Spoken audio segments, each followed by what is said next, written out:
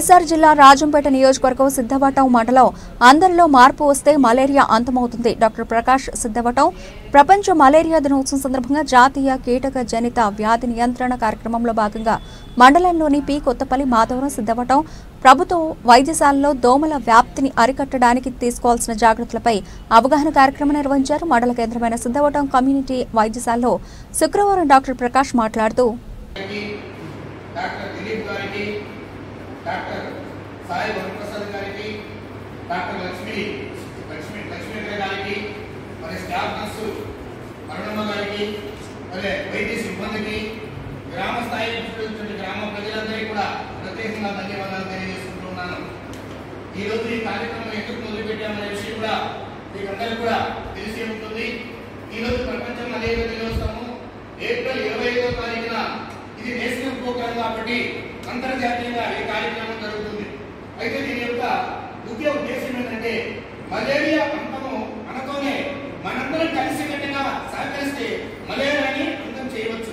ఇది ఒకరి వల్ల ఏం కాదు, ఒక డాక్టర్ వల్ల, ఒక సబ్సిడీ డాక్టర్ వల్ల, ఒక స్టాఫ్ నర్స్ వల్ల, ఒక హెడ్ నర్స్ వల్ల, ఒక ఏఎన్ఎం వల్ల, ఒక ఆశా కార్యకర్త వల్ల, ఒక అసిస్టెంట్ మేడ్ వల్ల ఏది కాదు, గ్రామ స్థాయిలో గ్రామ ప్రజానీకం అందరూ కూడా కార్యక్రమం జరుగుతుంది. కాబట్టి ఈ కార్యక్రమం ప్రాంతంలో కానీ టౌన్ ప్రాంతంలో కానీ మన ఇంటి ముందు కానీ ఇంటి ఇటుక భాగంలో కానీ యాపసాయి ఉంటుంది.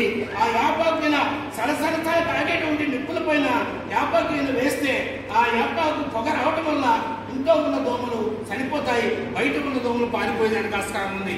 ఇదే కాకుండా మన ఇంట్లో ఉన్నటువంటి గణపతులు, చిన్నపిల్లలు, బాలికలు, వయోవృద్ధులు అందరూ కూడా ఉల్ల వస్త్రాలే ధరించాలి.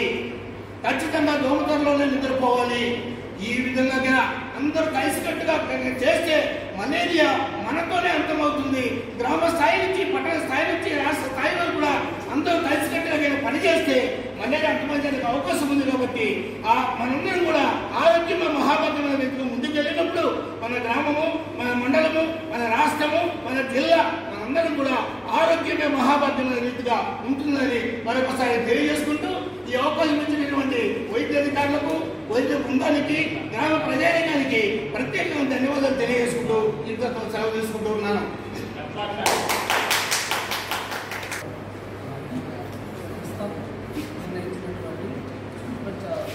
మలేరియా నివారణ దినోత్సవం సందర్భంగా పూజించినటువంటి సభకు నమస్కారం. ముఖ్యంగా మలేరియా గురించి మనకు తెలిసిన విషయమే. ఈ సంవత్సరం ఏంటంటే ఈ జనరేషన్లో ఇంకా మనం మలేరియా ఫీవర్స్ చూస్తున్నాం.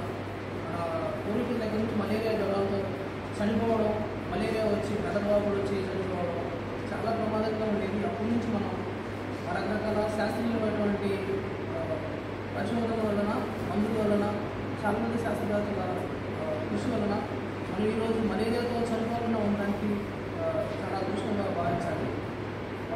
మలేరియా జ్వరం అనేది ఒక మహమ్మారిగా ఎపిడమిక్గా మన కరోనాని ఎలా అయితే మనం చూసాం మన జనరేషన్లో కొన్ని సంవత్సరాల క్రితం మలేరియాని కూడా అలాంటి ముందు జ్వరం వచ్చిందంటే మొత్తం జ్వరం వల్ల ముందు మొత్తం చనిపోయేవాడు.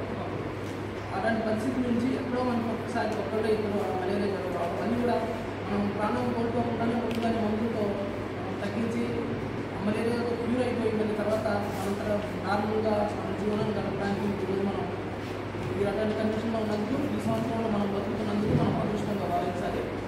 ముఖ్యంగా ఈ సంవత్సరం యొక్క థీమ్ ఏంటంటే మలేరియా మనతోనే, ఈ జనరేషన్తోనే అంతమైపోవాలి.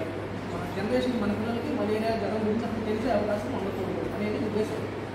దానికోసం ఆ థీమ్ ఏంటంటే రీఇన్వెస్ట్. దానికోసం ఇంకెక్కడైతే గ్యాప్స్ ఉన్నాయో, ఎక్కడైతే మనకి మలేరియా రావడానికి కారణాలు ఎక్కడ ఉన్నాయో, అవగాహన లేకపోవడమా, మందు లేకపోవడమా, లేదంటే రక్త పరీక్షలో చేసి మనం కనిపెట్టలేకపోతున్నామా, లేదంటే ఒక నుంచి ఒకరికి వ్యాపించకుండా మనం ఆరోగ్యం లేకపోతున్నామా, ఎక్కడో కనుక్కొని దాన్ని మనం మొత్తం ముందు తీసుకెళ్ళాలి. తర్వాత రీఇమాజిన్ అసలు ఏం జరుగుతుంది, మనకి ఇప్పుడు కొత్త రకాలు ఇప్పుడు మలేరియా జ్వరానికి వచ్చిన టాబ్లెట్స్ మనకు ఇప్పుడు ఉన్నటువంటి వైద్యం సరిపోకుండా